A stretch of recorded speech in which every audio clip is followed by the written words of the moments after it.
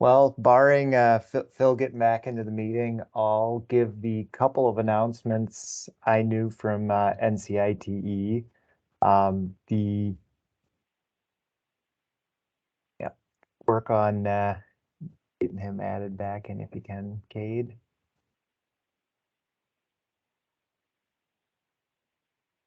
The Great Lakes Annual Meeting is in Grand Rapids coming up here in June. The registration is out for that.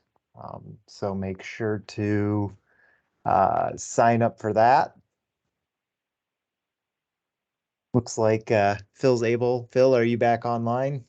Back on online. I'm not sure what happened there. Apparently, my computer also didn't like the red traffic signal. Perfect. Take it Yeah. away. That's good. Thanks, Joe. Yeah, there's a couple meetings this week for the technical committees. There's the SimCap tomorrow and the Fargo Moorhead Operations Study, and then a Complete Streets Committee presentation on April 27th, so Thursday, on safe systems and MnDOT's Complete Street Policy. As of right now, we're currently planning for the Highway 36 and Manning Avenue interchange to be presented on in May. It sounds like Joe just covered the Great Lakes, and following up on what Nick Erpeling had just mentioned earlier too, is registration's open for that. So hopefully you're able to attend. And then just looking out some longer term things, there's a summer social plan for July. More info on that to come here over the next month or two. And then followed up by the ITE annual meeting in August. So that's out in Portland. I think there's gonna be one or two people at least from this section going to that. And then in October, there's the transportation symposium that Joe is helping organize and plan. I know there's a call for abstracts out right now. I believe it's still open. So if you have any abstract ideas, I'm sure Joe would be excited to get those. So get those in the door. Joe, when's the close for abstracts? We haven't set a close date, but we'd like to get them by early May. So yeah, so if you have anything that you think would be interesting to present on to the group in October, feel free to submit. That's all we have for announcements today. So with that, I can turn it over to Cade to introduce our speaker.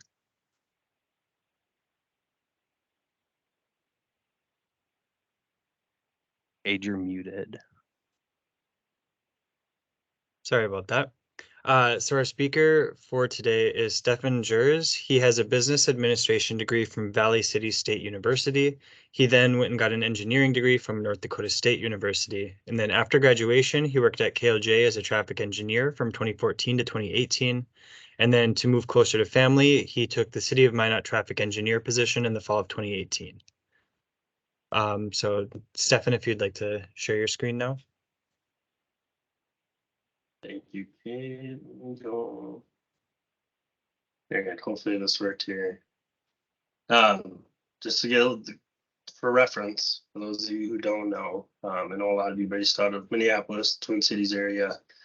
Minot, North Dakota is way up here, northern North Dakota. So today what I'm going to talk about is really two things: our 4th Avenue lane reconfiguration study, road diet study that we did this past winter, and that's going to be implemented this summer. And then also some sit-on-time improvements that we're doing that we've done the past couple of years, and what we plan to do with Centrax this coming year. So just dive into 4th Avenue here, just some reference. This is Minot. 4th Avenue is this road kind of in the middle of town that goes east-west. Minot is really a north-south community. There's a lot of commercial on the south end and the north end, and everything just goes north and south. Not a whole lot goes east and west. But, so diving into that, again, so a lot of this is from my presentation to City Council a few months ago. One thing that I did with this is, I wasn't doing a report to a city traffic engineer. I was doing a report to City Council. So it was a lot of high level stuff, a lot of figures, and I'll kind of try to run through most of what we did here. So again, 4th Avenue, it's part of a street sale project this year. So redoing the pavement markings, this is the perfect time. lane utilization on this part, just for reference, I live over here. So I drive this road really every day and you can kind of see what's going on a day in, day out basis. And it's a 4-lane road that doesn't really act like a 4-lane road in a lot of parts. You know, this stretch over here, west of 16th Street, you know, this turns into a 2-lane county highway. So you can see that people drive in the middle. And that's kind of what I wanted to represent with a lane utilization, basically lane utilization count. And then you can kind of see as we transition through the corridor, that the lanes, I mean, they aren't utilized equally. One thing I wish I would have done with this is put in like a max of what a lane could handle in a normal situation. So this road really only carries about 8,000 ADT, which I realize for a lot of Twin Cities folks, it's pretty much nothing. Here, people still perceive that as a busy road. So I had to pull out all the guns of why, you know, 4th Avenue isn't really that busy in the grand scheme of things, and why 3-lane road would work. So in my file cabinets, I found old maps, old traffic counts. So we had traffic counts going back all the way to 1966. So we were able to show that 4th Avenue, this roadway, over the past 30 years, 40 years, has actually decreased in traffic volume. This used to be more of a, you know, neighborhood commercial area, but it's really transitioned to mainly just residential. So that traffic has really gone down over time. I don't anticipate that changing too much. As again, Minot's growing north and south. It's not really growing east and west. So I thought that was kind of cool. We were able to see dips and spikes and related to different construction projects and just the overall trend of going down. Again, I'm going to revert back to this map a bunch here. 4-lane road, tons of access points, tons of places to turn left. So I found this is really kind of an old figure, but just another bullet in there of, you know, we are way to the right of how many access points we should have. It's basically the story of Minot is bad access or bad access management. So counteract that, just another bullets in there to why this should be a 3-lane road. Signal warrants. There's 3 signals on this project, North Broadway and 4th Avenue. And then there's another one right here at 3rd Street or 3rd Avenue and 6th Street. And then another one at 16th and 4th. Broadway, 16th, they are 2 main, you could say minor arterials, principal arterials in Minot, carry significant volumes. 6th Street is more so of a collector, minor arterial. So we wanted to show how if we kept it as 3rd Avenue, 4th Avenue as a 4-lane road, how it doesn't meet signal warrants. Where you could, if you downgraded it to a road diet and counted as 1 lane in each direction, where it would meet signal warrants. So just wanted to pass that on to City Council. This is another reason why we need to make this change.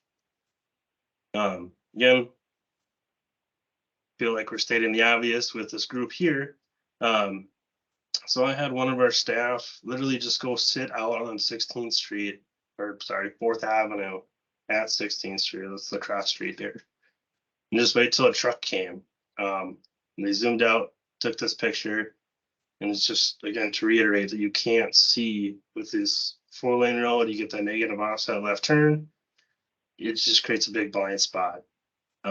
It's the argument I get all the time is we don't need to make it a 4-lane road.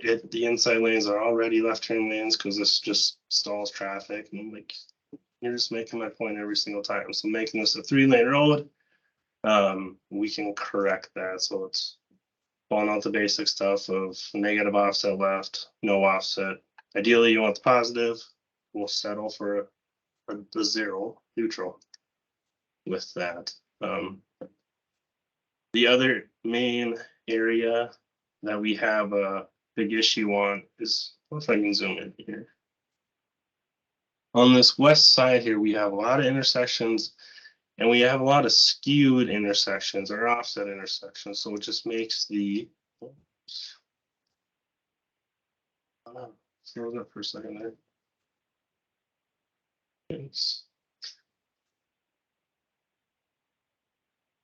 It just creates a lot more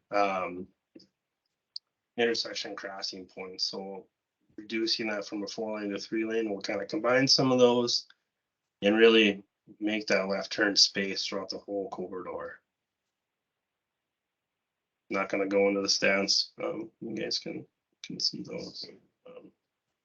So we did also do a lane reconfiguration on a different part of basically this neighborhood. Right down here, if you can see my mouse, last year. So council's always wondering, how did this work? How can you compare it to 4th Avenue? What do you see? It's a little hard because the sample size is so short. But we were able to show that there haven't been any accidents, at least for the couple months after that road diet was installed. Traffic operation wise, we're expecting that to be roughly the same. To me, this is not something the public's going to notice. You know, a couple of seconds of delay, really, in the left turn delay, it might actually help. This is doing everything with his permitted left turn movement. It would also connect. So Minot was hit by a big flood in 2011, and ever since we've been building flood control.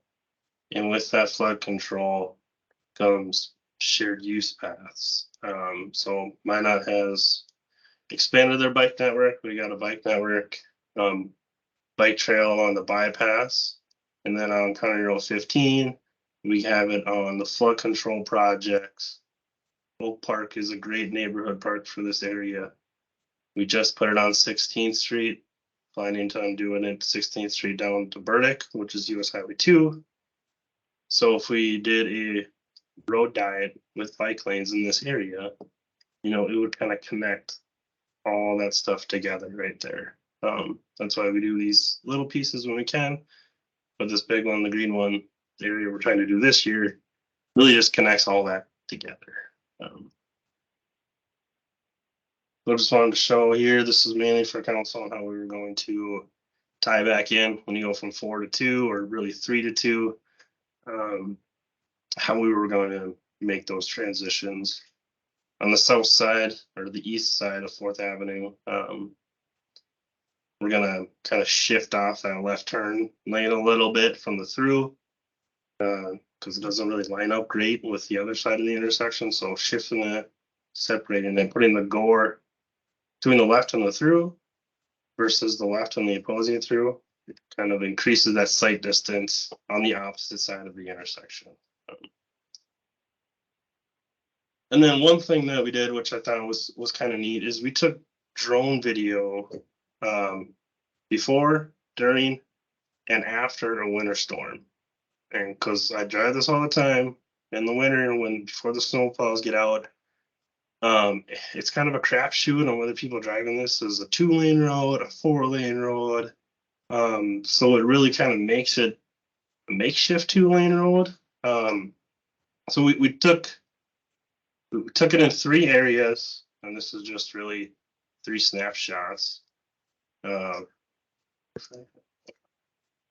As you can see in this left picture, this is 6th Street and 3rd Avenue on the east side.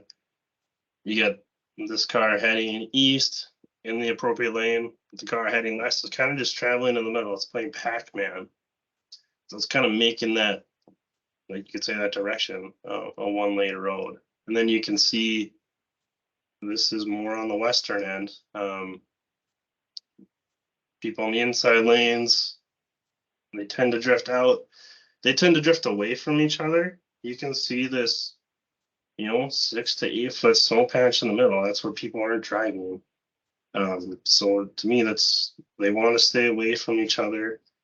You can kind of see the snowpack and the lanes on the other two outside lanes. This is the same area back at the beginning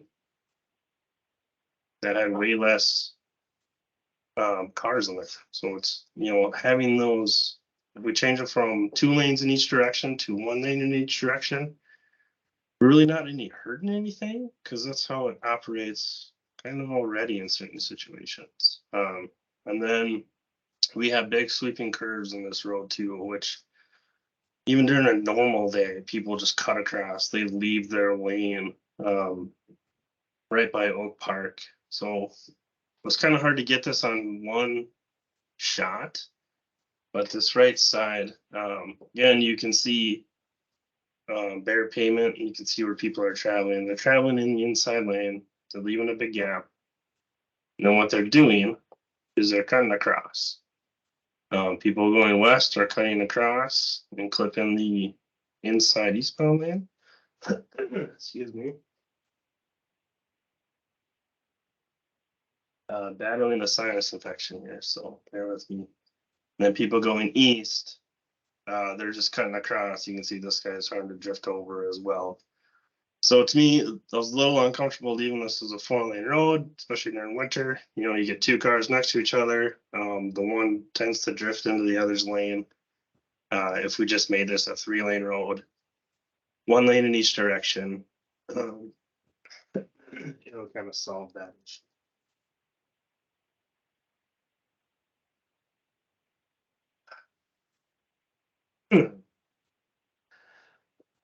Excuse me.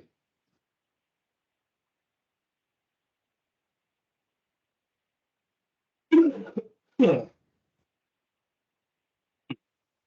need 1 minute here.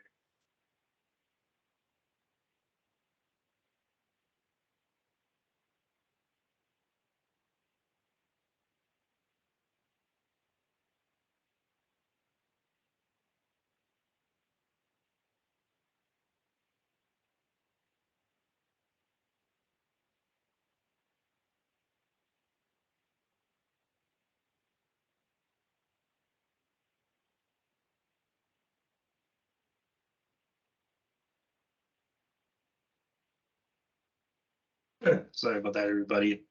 But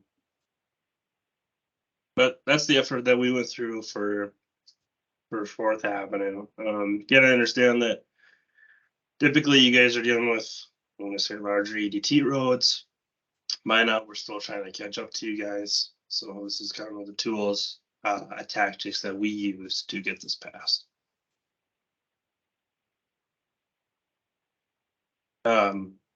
So next I want to talk about some of our signal retiming efforts that we've done in the past couple of years. So like I had mentioned, I came to Minot in 18. Before that, really the whole system operated uncoordinated. Chris Holzer with the DOT previously created some coordination plans for part of town. Wasn't really maintained by staff. Clock drift, so we had a coordination plan, but not really. So in 19, we really started a complete reset. We updated all the clearance intervals, your reds, yellows, minimum green, pedestrian clearances. So what we did is we made this graphic on the right side for literally every intersection in town, all 50 of them for the city of Minot.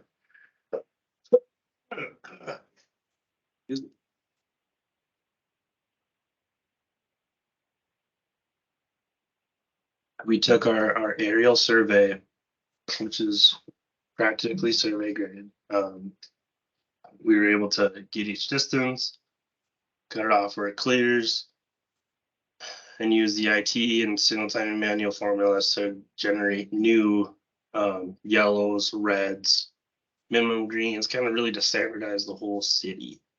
A lot of the town, nothing was really touched since it was put in, and some of that stuff was 40, 35 years ago. So we wanted to start, basically, if we're going to do all this work, create a single time model, let's get everything fresh, let's get everything new, let's get everything right. So we did that. That was a big undertaking on our end. And then what we did is we started with some time of day plans. I'm gonna say citywide, but it's really a couple corridor based models here. Not gonna dive into that, because I'm sure most of us have been in the synchro, or at least aware of it. But we really had two patterns is what we started out with. We really had a couple more, but they all kind of just merged together. So we had a morning plan, or not. This is Broadway here, which is the backbone of Minot. It's Highway 83. Really had a morning plan or an off-peak plan, and then a heart of day plan or an evening plan. So cycle 1, pattern 1 operated from 6:30 to 11. Pattern 2, which was just a titch longer, and from 11 a.m. to 6:30, and then we shrunk it down a little bit. Early in the process, it was 90 seconds and 110, but 90 kind of felt a little tight at some areas, so we bumped that up to kind of help that. I was pleased with it. It worked. When you go from nothing to this, I think that's a big step. But I still thought there was areas to improve. Some of those intersections that really on a low volume side street, lower volume side streets, like I wish I could bring the cycle length down a little bit to, kind of help with some of those off peak times. So this past winter, City of Minot got Centrax mobility. This is just a screenshot of what 2 zones that I look at. This is Broadway, Burdick, Highway 83, Highway 2, business route in Minot, and then our main interchange. Couple of years, we'll have these signals updated as well as our other main interchange. That'll be really important because we just opened up a new hospital on this quadrant of 16th and 37th Avenue. So we are expecting a big shift in traffic in town to go from the downtown hospital to one that is way, I'll just show you quick. Our hospital, this is going to change traffic patterns like crazy, I think, is right in the middle of town. And it's going to go right here. So, but what we're doing is there's an optimization tool in Centrax, which working out the bugs with TCC on that. But we're gonna bump this. We're gonna split that up really a whole lot more. We're gonna split basically. We have a morning timing plan. Well, let's use that as our base. Well, let's see what Centrax can give us for a timing plan, revised timing plan. So we broke up period 1 into 3 separate periods, and then really, when we say more adaptable to traffic, we got that big morning rush, dies down a little bit. Now we got the lunch rush, so we're really going to break down. We broke it even down further than what this graph shows here. So we're starting out with the plans that we already developed. And so instead of going through the synchro process of recreating a timing plan for every hour, using the data for that and kind of going through time space diagrams, optimizing it that way. Let's see what Centrax can spit out to give little timing adjustments. Can I reduce a couple goals that I thought I have in mind, or reducing the cycle length, because I don't think the cycle length for the AM period, which we currently have for 100, that accommodates this purple gap, needs to be the same for these light green and blue areas. So I'm kind of hoping that Centrax can give us recommendations to do, maybe bump that down to 80, and then give me a single time plan through that software versus me going through and recreating, getting data, going through synchro, adjusting that, field timing it, field verifying it. Hoping that synchro can do, or Centrax can do the heavy lifting with that. This is Broadway. Broadway and Burdick, trying to do the same thing for Burdick as well.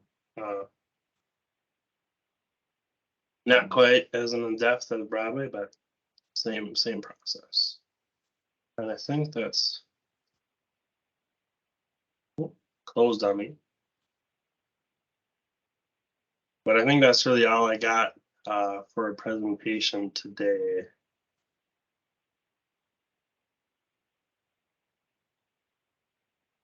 I can take any questions if there are any.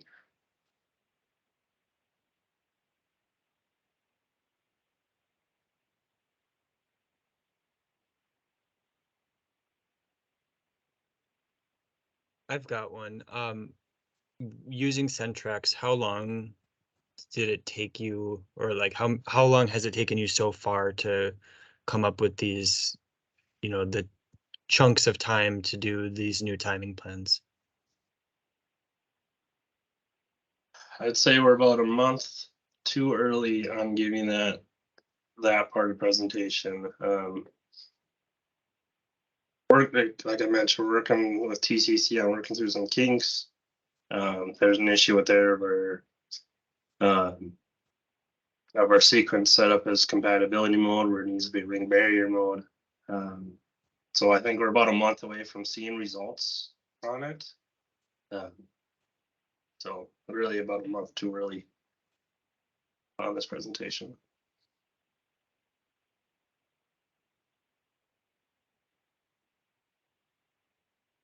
I got a question, Stefan. You go next. But for the 4 to 3 lane conversion, what kind of public involvement did City of Minot do, and kind of what were some of the big hurdles as part of that process? I mean, we did not do an open house, if that's what you're asking. We have a pretty good social media following for Minot. So City of Minot, Derek Hackett, our PIO, he made a couple videos for it. I think they're pretty good if you want to watch it from a city perspective or what we did. It's right here. It's 6 minutes long. So I would say that was probably our main outreach for it. We gave a presentation to City Council as well, but our PIO is pretty good at getting engagement on those videos. 2 videos. Just disregard some pavement marking mishaps on this one.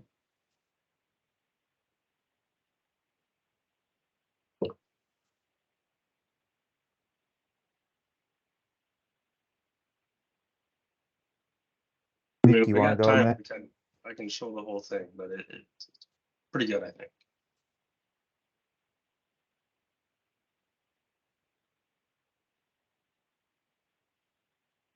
Ryan Knoll from TCC.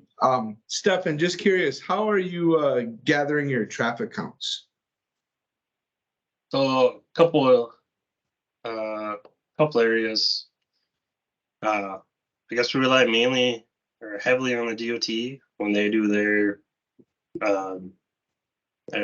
biannual count. We'll get a lot of it through them. That's the easiest route. And then we will use some at the intersections where we have vision cameras. We'll get traffic counts through them as well. That's been pretty nice. So I don't always have to rely on the DOT for that. I can just go hop in that software, spit out the data that I want, and get some information that way. So. Nick Erpelding, I see your hand raised.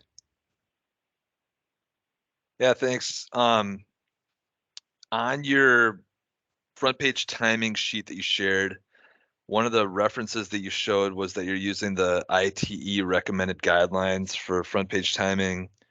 One of the conversation items against that has been that if you have high speed approaches, you end up with very long yellow and all red times for the left turn movements because the left turns are being made at a slow speed, but the approach is a high speed approach, and so you have to account for this the slowing of vehicles. In the example you had, all the approaches were 30 miles an hour, and so the results showed pretty reasonable looking yellow and all red times. Have you come up against any intersections with high speed approaches, and what results are you seeing for those approaches if you are using those new ITE guidelines?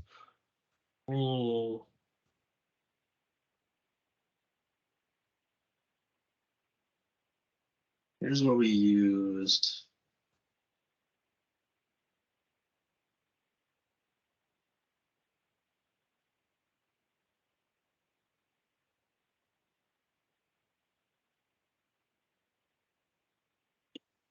Is that kind of what you're referring to there?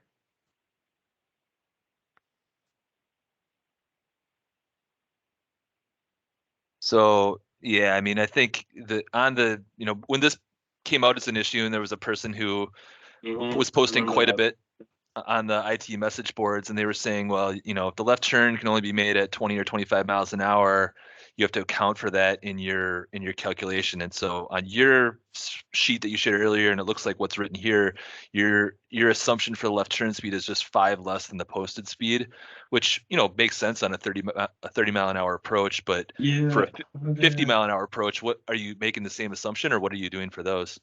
And let me actually go back in here. No, that became an issue or topic with the DOT when we were going through that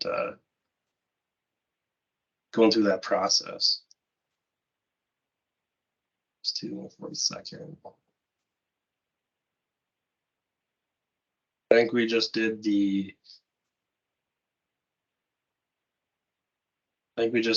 minus the 5. Minus 5 for that. That certainly would address the problem. I don't know if that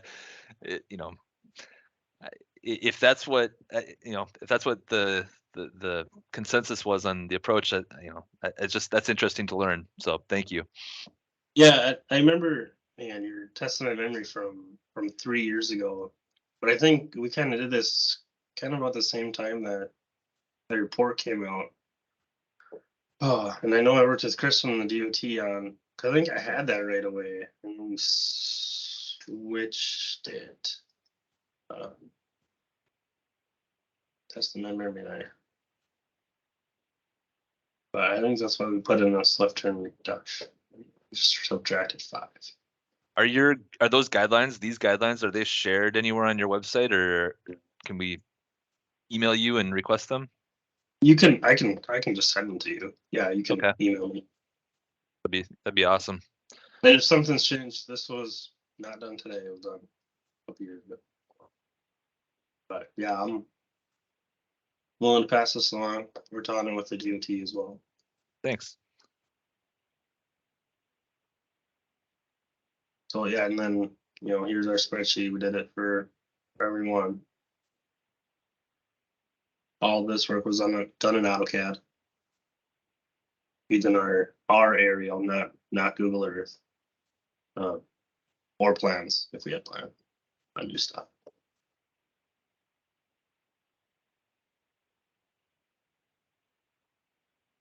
And then I guess one issue that we took too, Minot's built in a valley. We have some pretty steep hills in town. So we did take the approach grade pretty serious. So, and this is the 5, this is Broadway.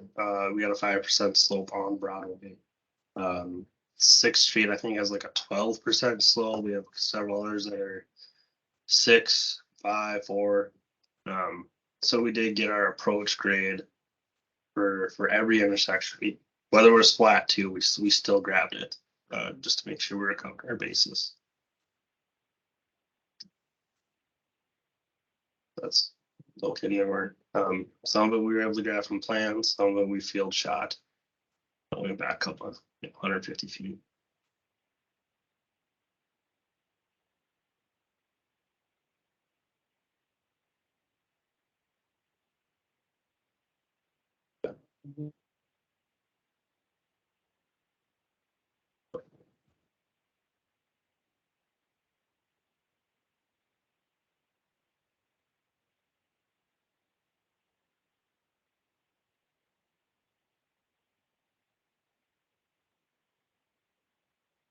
Do we have any other questions?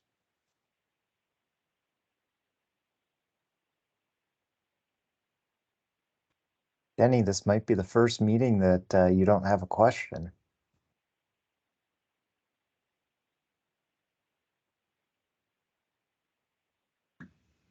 Well, the main reason why I attended, I wanted to see what was going on in Minot. I did a bunch of work up there in the 90s. I think the last time I was up there was probably about 15 years ago. We were doing that bridge over the railroad tracks on the east side of town. Oh, this one, Yeah, 55th Street. yeah. We were teamed up with, I can't even remember the name of the local consultants on a couple of projects, but we did some projects with a guy named Roger Cluck, who later started working for the county up there. He was a consultant when I first started working up there. We did some stuff like down at Menards at the interchange down there on the bypass. And we looked at some improvements through the way station down there and some stuff downtown. Now, one interesting thing when I saw the topic was urban design kind of thing. We responded to a proposal back in the 90s where they were looking for qualifications for urban design, and we included their resumes of all our landscape architects and our transit people and everything else. And we didn't get the project, and we asked why, and they said, well, we were just looking for somebody who knew how to do a street with curb and gutter. So it's nice to see that things have gotten a little more sophisticated in Minot. So since the early 90s. So I feel like I've wreaked a lot of havoc in town the past couple of years. Road diets, signal timing, bike lanes. Right. Slowly changing it. Yeah, it's a good move. I'll throw something in here on 4-to-3 conversions. I've been involved with a lot of those. And the first one was when I was still working at MnDOT in the late 70s. We did Old Highway 12 through Long Lake. It had 4 11-foot lanes with on-street parking, and there was a heavy left turn at the one signal in town. And when we proposed restriping it for 3, the capacity worked because the left turns out of a 4-lane street can sometimes equal 3 to 7 or 8 through vehicles when you're doing your lane balance calculations. Now the ADT out there was like 15,000 on a 2-lane, what was a 2-lane road coming into town. But the crash rate went down because we had decent width lanes. The backups weren't any worse. But one of the complaints we got, and we heard this again at a couple other projects where we did 4-to-3 conversions, was if you do them in a small town, well, we won't have a big time business district if we don't have a 4-lane main street. Heard that in Wayzata, heard that in Long Lake, heard that a couple other places. I don't think you heard that on this project because, like you said, it's mostly residential. But that's something you sometimes have to face, particularly if you're a state agency looking at doing a road diet on a state highway through a small town that's got a 4-lane main street. There might be some resistance to that. We got involved with a 4-to-3 conversion up in Duluth on 21st Avenue East, and it's on an 8% grade. And I wanted to go 2 up, 1 down on a 2-way left turn lane, but it wasn't quite wide enough. There were only 11-foot lanes in a couple of blocks up there. So we went with a straight 3. And even though the ADT was around 20,000, it worked. But that's because the peaks were balanced. You had uphill traffic going to the UMD in the morning and downhill traffic going downtown, and they reversed in the afternoon. And some traffic engineers down in Iowa actually asked for copies of that report so they could use that as a selling tool when they did some 4-to-3 conversions down there. So, and I think the first one I ever knew about was Rice Street in St. Paul, and that was done in the 70s. And it worked, Yeah,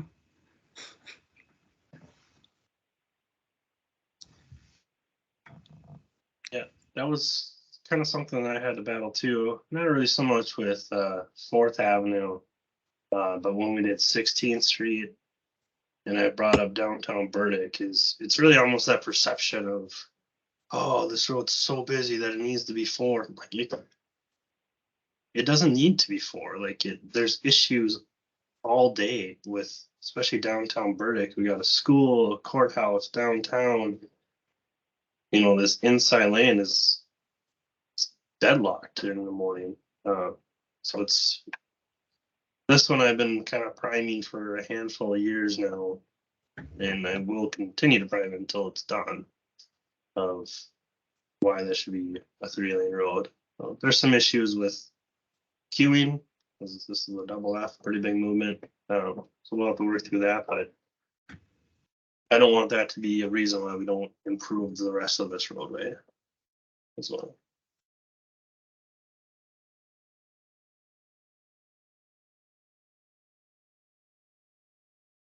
All right, if there are no other questions, just wanted to say thank you, Stefan. This was great. We're always very excited to include people outside of the Minneapolis metro area. So thank you very much for presenting. Yeah, you're welcome. All right, thanks everyone. We will be sending out some information probably pretty shortly about our May meeting.